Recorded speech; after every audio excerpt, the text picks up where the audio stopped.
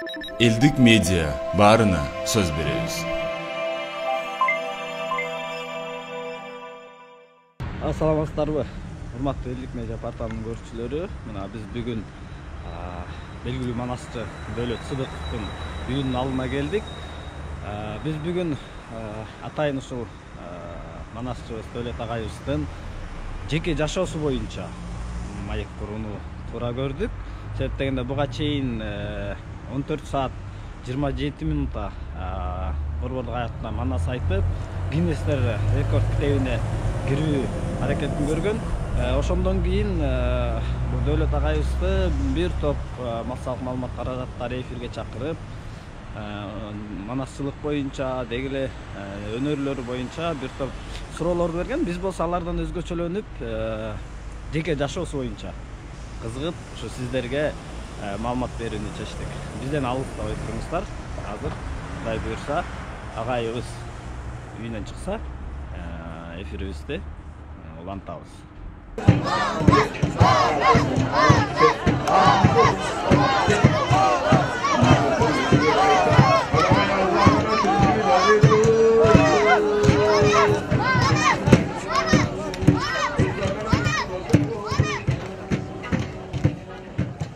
Кандайсыз агай? Жакшысызбы? Жакшыбы. Мен сага жакшы. Кызуу талкуу алынды да сиз боюнчачы. Анан ошондон кийин мындай элдин болгон сизге болгон мамилеси өзгөрдүбү?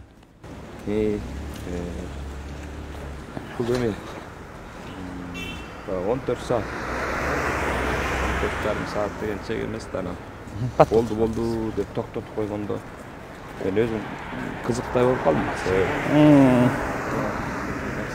Жакшы сонун болду баягы. Рахмат. Манасты даңазаладыңыз. Кыргыз элине, дүйнөсүнө. Өмүрдө. Үнүңүз өчпөсүн, ар дайым өркүндөй бериңиз. Биз да ыраазы болдук. Рахмат. Өмүрдө болуңуз. Сиз каяктан көрдүңүз байка? Ошоттон да көрдүм жумуш ошол жерде. Телевизордон да көрдүм. Тынбай көрдүк биз. Тим үчүн переживать этти. Элиңиз рахмат. Мына жаңы эле өзүбүз көп болдук. Ошо сиз көчөдө жүргөндө сизди таанып, ошентип учурашып сүрөткө түшкөндөр көп болуп атат? Туура. Көп болуп атат. Анан бул баягы 14 saat манас айтып токтотуп салганда өзүм ыңгайсыз болуп калдым. Себеби мен бир күнгө чейин айтканга чамам бар болчу. Анткени ошондой баягы белгилер да болду дегендей да. Ата-бабалардын алдынан өтүп жалынды жалбар ошондой сурануулар болгондо жол берген дегендей. Жеке мен деле мисалы сиз жана токтоткондо бир жана жанында бир жана тепсен көтөрүп түшөбү деген ой келген да, бирок сиз түшүп алып кайра тескерисинче элдерге менен учурашып эме болгонуңузга көпчүлүк таң калса керек, Ал бул баягы биздин бабаларыбыз да кол эле келген нерсе да. Жана мисалы Акылбек деген манасчы болгон экен да. Салкыр манасчы болгон экен. Ошону Арсланбек атабыз ырында бир табаттай Олия Арсланбек атабыз чоң казакта айтканда чок түшкөндөй чартылдап 7 күн 7 тынбай айтчу эле дейт. Анан кайра 7 күн 7 түн тынбай бутун серппей уктачу эле дейт да. Ошондой болуп келген да, анан ошол кишилердин касиеттери болду. Айттык. Ал кичине күн суктап кетти, машинага туруп маегибизди. Сымат так агай, маегибизди уланта берели анда. Азыр балдарыңызды негизи күнүндөгүңүз ушундай өтүп өткөн да сиздики эртең менен турмай. Балдарымды мектепке азыр мектептер убактылуу токтоп турбай. Ошо кошумча сабактарга берип, алып келип, кайра алып кетип. Ошо балдарда да негизи келечек. Балдарыбызды алып келем. Тиги улуу балам Абдыраевда Комузда окуйт. Негизи. Бул кичи балам 3-чү балабызда 5-чи мектепте окуйт. Анан эң улуубуз болсо азыр училищеде окуп атат. Ага чейин сүрөттө окуган да.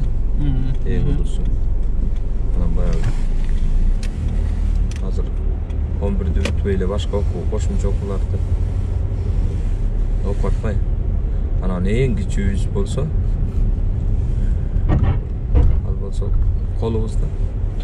Канча балаңыз бар? 4 балабыз бар. 4 балаңыз бар. Ошо бала деп калдыңыз, ушу балдардын арасынан ошо мунасчылыкты аркалаган мындай эми сиз билесиз да. Ушундай кызыккан барбы балдарыңыздын? Неме? Манас айтам. Барын эле тили жаңы чыкканда манас айтып чыгышкан да, тили келип келбей, өздөрү түшүнүп түшүнбөй эле ошо манас айтыпчы. Анан азыр кичине эме кылып калышты. Тузлам чоңойгон сайын тартынат атабыз, бирок кызыгат да бар да. Кызыгып ошон үчүн да жөн эмес болуш керек ошо. Колубузга барып атканы. Колубузга. Сиз ошол кичине бала чагыңызга токтолуп өтөлү. Сиз бала кезиңизде ошо канча жашыңызда сиздин маек буга чейинки маектериңизде уктук, ошо саякбата түшүмө кирип деп ошондой. Ошол боюнча сиз канча жашыңыздан баштап ошо манасчылыкка кызыгып баштадыңыз? 7-класстан. 7-класс ага чейин деле биздин атабыз манас айткан да. Чоң атабыз манас айткан, анан ошол үчүн мындай манас дегенди билип жүрчүбүз, угупчу. Бирок билбейсиң, билсең деле билгендей сезиле берчү мендечи. Анан кийин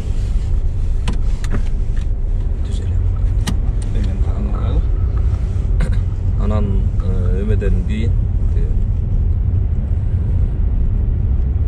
ошо 7-класстын убагындачы.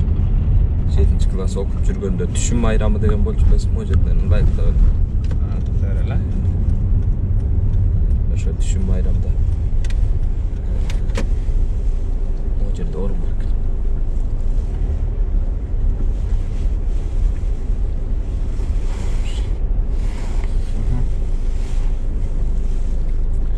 Ошо түшүм майрамында анан баягы мени дагы бир эки эжем манас айткан экен, байкелерим мындай жаттап болсо да манас айтыптыр.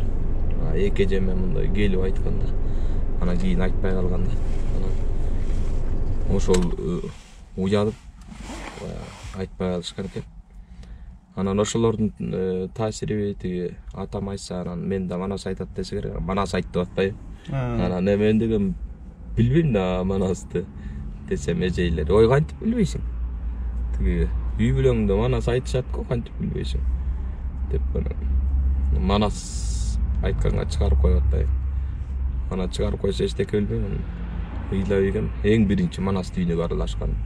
Ошондо ыйлап ийсем көтөрүп чыгып кетишкен. Көтөрүп чыгып кеткенден кийин бир жума өтүп өтпөй анан саякбата кирип, Ороздун 10 улу деп манастын чоң атасы тууралуу айтып, анан балам мына ушинтип манас айтып жүр деп ошол саякбатам тапшырып, ошондон кийин анан жана манас атабызга, Караңгы Чор аталарыбызга, Бакай Кошой аталарга, Семетей, Гүлчөр Канчор аталарыбызга, Каникей энебиздин, Ырчыбул аталар, Коңурбай Баатыр, ушулардын баарына ошо көрүп, анан кийин манас айткан. Ошол көп киши айтат го, түш көрдүм деп, жана мисалы мага кызык да, жеке өзүмөчү. Мисалы кээ бир айрым адамдар мен деле жеке түш көргөндө кээде унутуп калабыз түшүбүздүчү. Кээде элес буласып калат. Ушу түшүңүздө саякбата киргенде кандай элес менен кирди, жана сүрөттөгүдөй элеби же мындай кандай ушул кадимки эле жандуу эле. Бир чети түш болуп аткандай, бир чети оң болот, өң болуп аткандай да. Түштүн эки түрү болот да. Өң түш деп коет. Мындай өңдө жолго кадимки басып баратып деле, мисалы үчүн Кыдырга жолугуп көрбөй, тааныбай калыптырмын деп атпайбы. Ошо сыяктуу болот, бирөөсүндө уктап атканында.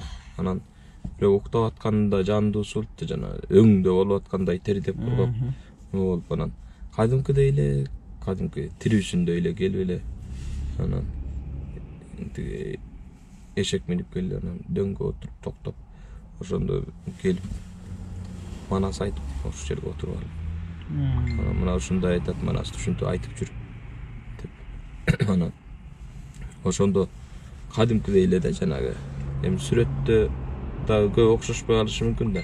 Бул жандуу болгондо кадимки өңүнөн бери, сүйлөгөнүнөн бери, кебете кечпирин баарын жытынан бери сезесиң да дегенде. Ошол сиз түш көргөндө болжол менен жашы канчалардагы кез экен? Болжолду жашы бир 50-60-тын ортосундагы кези го дейм. Ошо болжолдо ошондой. Анткени муну сураган себеби баарыбыз эле жана сүрөттөгүдөй элестетебиз да ал кишиничи. Ал кезде ошо 60-тагы кези болуш керек эле. Болжолдо ошондой болуш керек. Болжолдо ошондой го дейм. Анан кийинки сурообуз мындай болсун, кичине жеке жашооңуз боюнча сурайлы. Анткени буга чейин көп эле жерге интервью берип атасыз манасчылык боюнча. Менин оюмча кыргыз эли бүт баары сиздин тарых тажрыйбаңызды билип бүтү окшойт. Могу өзгөчө могу рекорддор китебине кирүү аракетин көргөндөн кийинчи. Азыр мен суроом кичине башкачараак болсун. Өзүңүз канча жашыңызда үйлөндүңүз эле? Жубайыңыз менен кандай таанышып калдыңыз эле? 25-теримде үйлөнгөм. Жубайым менен улуттук консерваторияда окуп жүргөндө салттуу музыка деп ошо салттуу музыка боюнча берүү болгон. Ошондо өрүс КТРКда иштечкен. Анан баягы ырчы чоорчулар баарын алып анан КТРКга барып Роза Аманова эже менен ошо ырыс передача алып барган. Анан ушулам кезек менен ырдап отуруп Аскат Мусаев барган. Аскат экөөбүз өмөдө отуруп тиге залда карап отуруп анан очередь күтүп отурабыз да, кезек күтүп отурабыз. Бул кезде тиге Роза эже тааныштырып атат, Ырыс Окенова ушундай алып барчу деп анан ага чейин угуп титрлардан окуп калчумун да. Ошо Ырыс Окенова деген ушул деп атпайм. Жактырып карап отурсам керек да. Эмне болду деп атпайм. Жо негизчи десем, жо эмне болду дейт Аскат. Жо негизи Ырыс Окенова. Эмне болду дейт. Жо негизи сурап атам да десем, жо сен башкача сурап атпайсың. Анан ошондо жанагы ошондо көрүп анан жана ашык болуп дейт го, арзып калдым деп. Анан эми болуп калды көп өтпөй. Нукура кыргыз деп. Ошондо режиссер экен. Анан Нукура кыргыздын биринчиси болгон, экинчиси болорду ошо кастинг болуп анан чакырып калды. Барсам Ырыс продюсер экен ошо өмөдөчү. Маданиятта. Анан таанышып ошол тааныш анан кийин эмеге бардым. Тиге кырчында өттү го дейм. Ошол жерден кызыгы түш көрөм да. Түшүмдө ошол оюндун жүрүшүн көрөм, бирок мен жеңбейм да. Жеңбесимди билем да. Жеңбей кичине аягына жетпей анан кетип калам. Аны да билем. Анан түшүмдө ошо тиги эжеме айттым го дейм анан. Бир чет анан ойлонуп эми жеңбесем да тиги Ырысты бир көрүп келейин деп анан баргам ошо. Анан барып көрүп байкап жүрүм туруму, баскан турганы деп анан ошо көрүп чынын акмалап жүрүп анан кийин мындай ал жерден да тааныш болуп анан мындай жакын болуп анан Кош Ойгоргон деген фестиваль өттү. Билесизби тиги ат башта.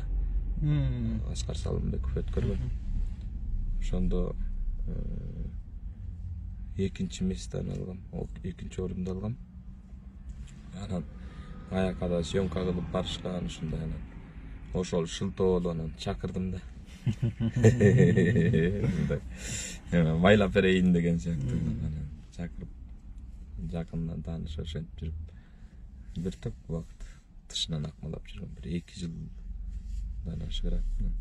Ошентип жүрүп анан чакырып анан телефонун алып, анан телефонуна ыр жазып 2 сааттыр узун көйнөк жарашып боюңузга баштагыдан башкача сулуу болуп анан бирдеме деп дагы 2 саат болчу. Ошентип сен ал түшүнбөй анан ошентип анан ошол тиги никеге айып экен анан үйлөнүп азыр 4 балабыз бар. Демек сиздер чыгармачылык бириктирген экен да, мындайча айтканда сиздин манасчылык дагы чыгармачылыкта бириктирди десек болот. Анан кийинки сурообуз мындай, азыркы бизде мындай маданият өкүлдөрү негизи эле мамлекет тарабынан эми ачык айтыш керек, көп деле көңүл бурулбайт да. Анткени мамлекет үчүн чамасы жетпейби, ошондой да. Анан сиз мына рекордтору 14 саат 27 минутта манас айткандан кийин сизди жана да айттым, кыргыз эл бүт тааныды да. Анан элдер мындай караганда ойлойт, манасчы деп сиз менен сүрөткө түшүп аткандар болот. Бирок ушул азыр жеке жашооңуз кандай шартта жашап атасыз? Элдер башкача ойлойт да, бул манасчы болсо кыйын киши депчи. Балким бай дешип ойлошу мүмкүн, акчасы көп деп ойлошу мүмкүн, мисалы ырчыларыбыз деле ошондой ойлошот да.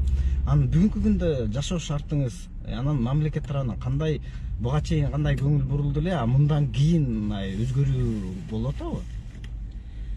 Кудайга шүгүр келе атабыз. Бирок жеке жашоо болгондо квартирада келе атабыз. Эми ачык сөздүн айыбы жок да. Бир эмес 2 жерден там болот деп бирөөсү дагы ошо шартына байланыштуу эме болуп калды окшойт. Экинчисинде сертификаты менен турат дагы эле. 6 жыл болду го дейм. Анан чыгармачыл кишилер андай эмеге ишенип алат келсин да, ишенип албай азыр ана берет экен, мына берет экен деп жүрө берип, анан бул манасчылыкта деген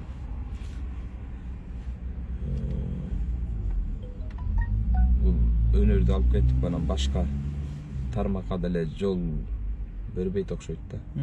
Энди эле бизнесмен болсом эми кичи миллионер болмок болушум керек. Анан бизнеске деле аралашсамбы дедим, бирок жол түшкөн жок го дейм.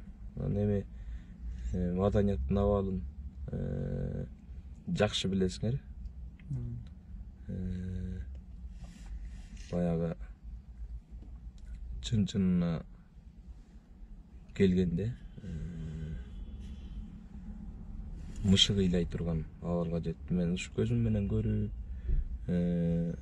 аралашып жүрүп билип атабыз да, чын-чынындачы. Анан өтө мындай мышык ыйлайт да. Канча бала, мисалы мен менен окуган канча бала ушу маданият, ырчылыгын, чоорчулугун таштап соодагер болуп кетти, көр турмуштун айынан кетти. Канча таланттар мындайча айтканда ачылбай жатып эле жок болуп кетти да. Мыкты таланттар болгондо дагычы. Анан эми муну чын-чынына келгенде баягы Садык Шерниязов агабыз айтпады беле? Жогорку кеңеште сүйлөп атып, маданиятка качан болбосун итке сөөгүр кыткандай мамиле кыласыңар депчи. Маданият министрлигинин министри болот десе дагы аягында калтырасыңар деп. Анан ошондой эле болуп келатат. 30 жылдан бери эле маданиятка мамиле жакшы деле эмес. Бул маданияттын адамдары өзү мындай жүрөгү жумшак, анан көңүлү назигирээк болушат да. Жакшы сөз айтып койсо, ошол кулагы менен курсагы тоюп, ошого дем күч байлап, анан жүрө беришет да. Ошон менен мындай кел атат бош керек сакталыпчы. Бирок кийинки кезде ошо маданият алып жүрүүчүлөрдө деле көп мындай эме болбой калды да. Чыныгы маданият өкүлдөрү мисалы калып кетип атат. Чыныгы Monday önür alıp жүргөндөр aktörler bolobу, akınlar da bolobu, manasçılar da bolobu, je bolboso dagı başka tarmaklarında dedi. Opera ırçılarında bolobu, başkalarında bolobu. Şol süreççilerde bolobu. Köy köp da. Har bir menен süйлöшүп otursan köy köp. Ne degen? Okumuş muzikantar var. Başın götürtpөй ошондо жан дили менен берилип кичинекей айлык болсо дагы ошого жан дили менен берилип келаткан адамдар көп да. Ошо өнөрүн сыйлап, элин сыйлап келаткандар көп. Бирок ошондой чын-чынына келгенде маданиятты биринчи орунга коюп, маданиятты сыйлаш керек. Эгер маданият жок болсо, жана тамыры жок бакка окшош дегендей, биз могу аспаптарыбыз, манасыбыз баштап баягы Ашырал Айталиев айтчу эле. Манас, төө, комуз, жылкы, анан калган акындык башка өнөрлөрдү майда жандык, башка жандыктарга теңеп айтчу эле аксакалдар дейт. Ошол сыяктуу ошол баардык маданиятыбызды четинен кемитип жогото бере турган болсок, анда эл деген жок да. Эл жок болуп кетет да. Ошон үчүн өзүнүн убагында көңүл бөлүп, өз убагында барктап баалап тургандын өзү жакшы нерсе. Бул ошол чыгармачыл адамга дем күч коет. Муну жакшы болот да. Негизи шарт түзүп, системалык түрдө мондай өнүктүрүп, өстүрүп алып кетсе, бул мамлекетке жакшы болмок да. Мисалы үчүн бар эле башка жака барса манас деп акылдашат. Бирок иш жүзүнө келгенде айтканы башка, кылганы башка. Мына мисалы Манас деген арак чыгып атат, Бакай деген арак чыгып атат, Аккула деген арак чыгып атат, Барсбек деген арак чыгып атат. Бул эмне деген акмакчылык? Тияка барып алып Манас менен сыймыктанабыз дейт. Бияка келип алып Манасты ичип мас болуп жүрөт. Мындай болбойт да. Бул деген жеткен акмакчылыкча. Акмакчылыктын жеткен чеги. Бул бир эле кишинин бир эле сөзү монтип тыйып жок кылып кое турган. Ошондон башташ керек. Ошондон жинди суудан тыйып башташ керек. Мондай майда чүйдө жердин баарына тыйып башташ керек. Бул балдардын мектеп убактысы болуп калган жокпу? Болуп калса киргизип коянан үйгө баргачак улан талан аябыз да. Жүрө каган.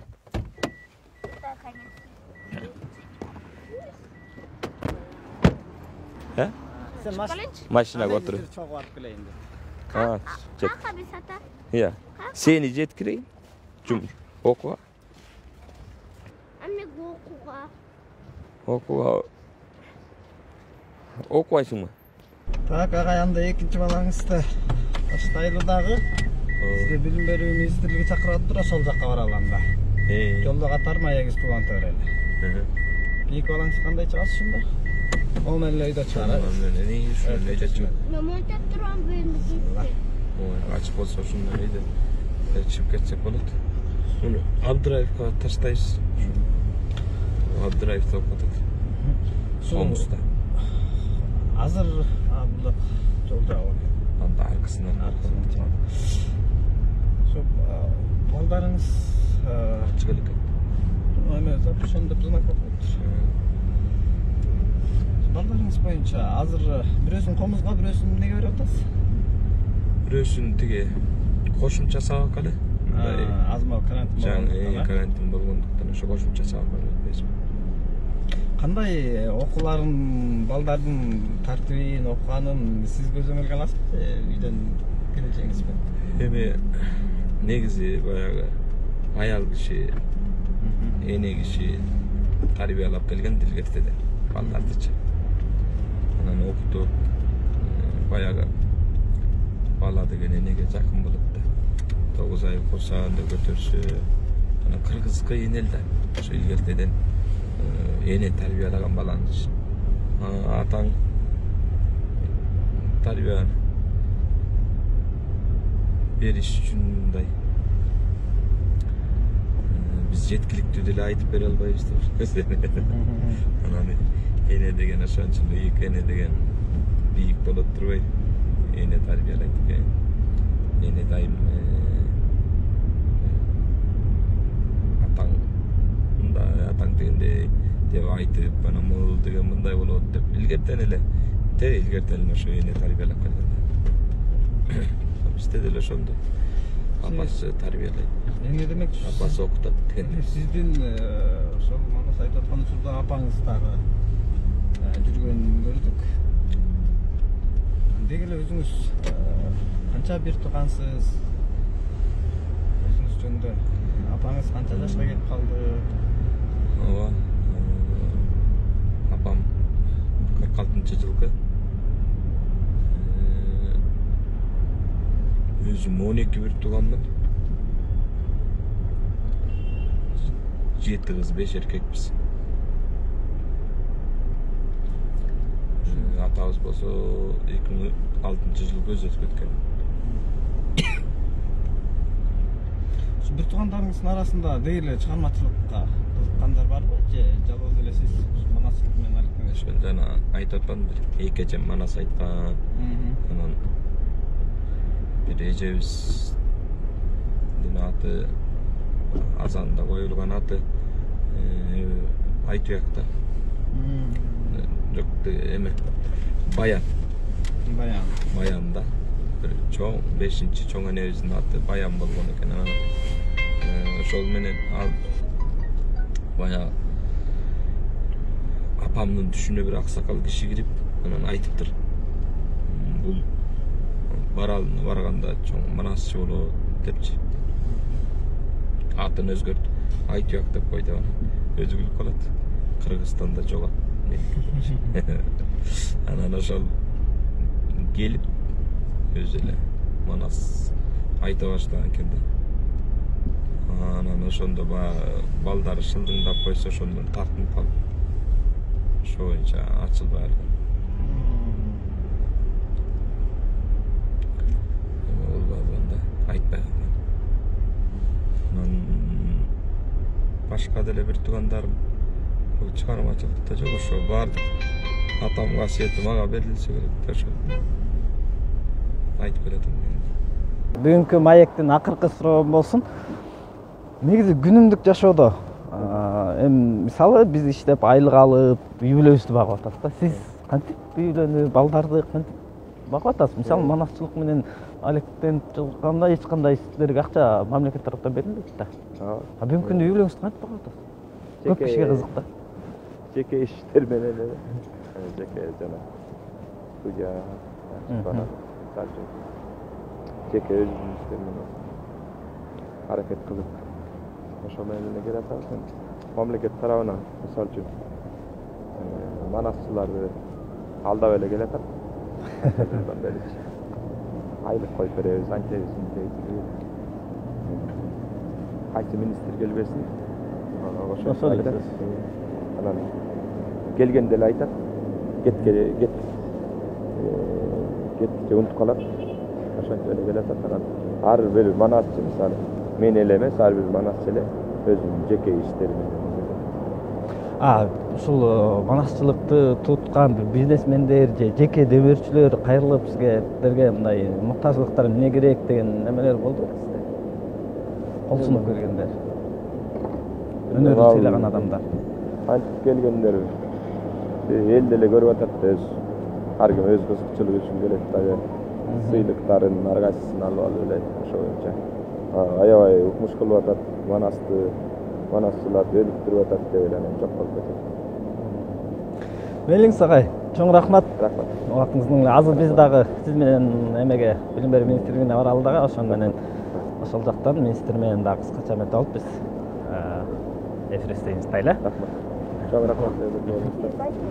Анан ушу Билим берүү министрлигинде атайын өзүңүздөр билесиздер, жакында дүйнөлүк Гиннес рекорддор китебине дүйнөнүн тарыхында биринчи ирет 14 саат 27 мүнөт деп дүйнөлүк деңгээлде жаңы рекордду жаңылаган Кыргыз Республикасынын ардак грамотасынын ээси, Кыргыз Республикасы Жогорку Кеңешинин өкмөтүнүн ардак грамотасынын ээси, маданияттын мыкты кызматкери, ошол ата бабасынан бери манас айтып келаткан салттуу манашылыктын көчүн улаган үлкөн манашылардын бири, бүгүн төбөсү көрүнүп калган чоң жомокчулардын бири десек болот. Биздин устатыбыз ошо Дөөлөт Сыдыковду атайын ушу билим берүү министрлигине чакырдык. Себеби дегенде министрликтин дагы кызматкерлери атайын суранды. Элдик медиа баарына сөз беребиз.